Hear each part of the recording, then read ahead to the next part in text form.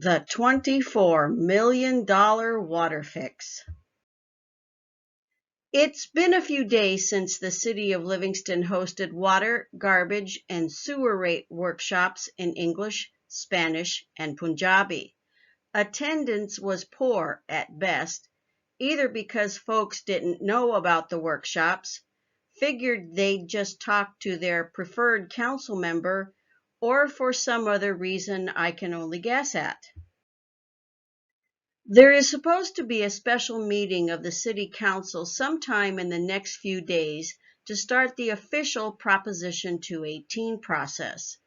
With that in mind, I'm going to continue with the topic I started a while back, why it is going to cost so damn much to fix our drinking water system, and this was known, or should have been known, by members of the City Council.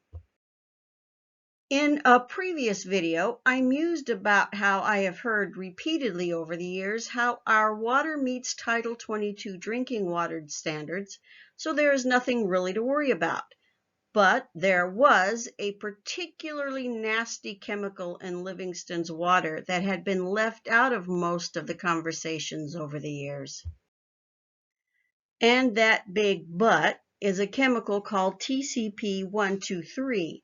A chemical that does not have a current maximum contaminant level on the federal level, but is now being regulated by the state of California. The maximum contaminant level for TCP is 5 parts per trillion. We talked about how 5 parts per trillion has been the notification level in California for TCP since 1999.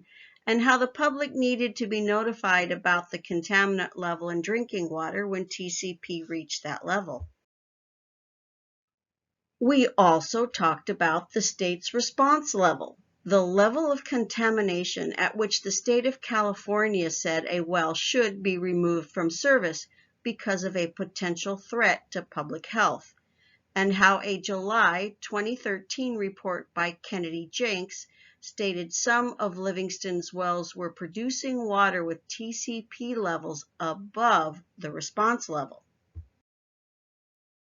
We noted how in 2005, Livingston sued Dow Chemical over the amount of TCP contamination in Livingston's groundwater, how a settlement was reached in 2011, and the first Livingston well was equipped with TCP filtration in late 2014, well number 8 by Foster Farms. We also referenced a 2012 Merced Sunstar article that stated 1,2,3-trichloropropane, a highly toxic chemical that's made its way into Livingston's drinking water supply, has been detected in every well. And we looked at a map showing the location of well number 8, a well next to Foster Farms, which uses at least 65% of the water produced by Livingston's wells.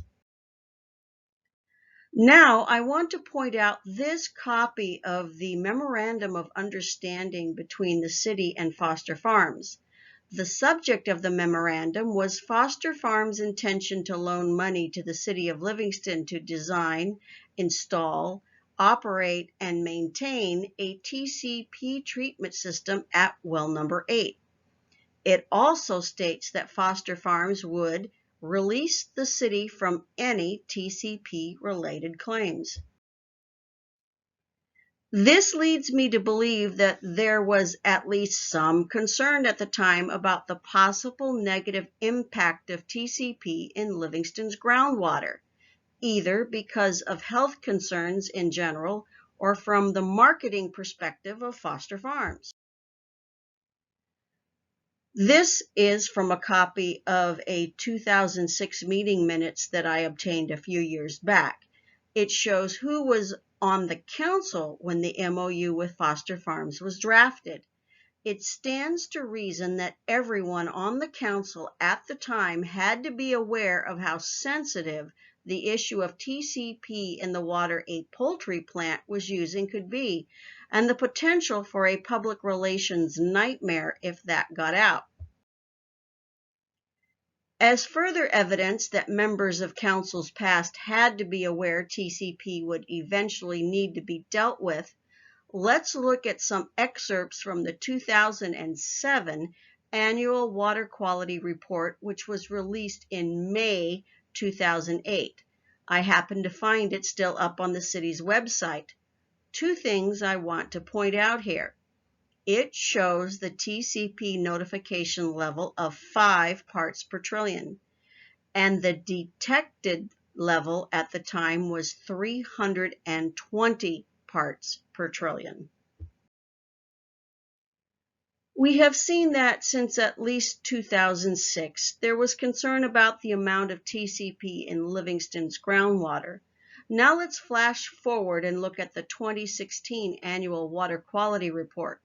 One of the first things you will notice is the TCP numbers are reported in parts per billion, not in parts per trillion, like we saw in the older 2007 version of the report. Now remember that 5 parts per trillion has been the notification number for TCP since 1999, so keep parts per trillion in your head. The amounts of TCP detected in parts per billion are reported in this newer format as follows. 2014, detected 0.03, range 0.03 to 0.6. 2016, detected 0.01, range 0.01 through 0.8. But that is in parts per billion, and the number we want to compare that to is the 5 parts per trillion notification number, which also just happens to be the current maximum contaminant level in California. To do that, we move the decimal 3 places to the right, and we get 2014 detected 30 parts per trillion, range 30 through 600 parts per trillion. 2016 detected 10 parts per trillion, range 10 through 800 parts per trillion. When you compare that to the 5 parts per trillion notification number in 2016, which is now the maximum contaminant level in California, it just seems logical to me that someone had to know there was a problem on the horizon that couldn't be punted down the road forever. Now that the state has adopted a maximum contaminant level for TCP, Livingston is forced to finally deal with it, and the costs associated with it are staggering. The total cost for all the improvements planned to be built over the next 5 years is over $24 million. Where will all the money come from? According to the rate study, $1,200,000 is from foster farms. Close to $6 million will come from reserves, money the city already has, and rates. And over $17 million from the state revolving loan fund, which will need to be paid back over the next 25 to 30 years or so. I'm going to include links to the rate study in English, Spanish, and Punjabi in the description below this video. I'll also include links to the English, Spanish, and Punjabi rate workshops. The official vote to go to hearing is only a few days away. If the council votes to go forward with the process, the date for the 45-day protest period to begin, and the official hearing date is set. How many people will show up for this meeting? Who knows?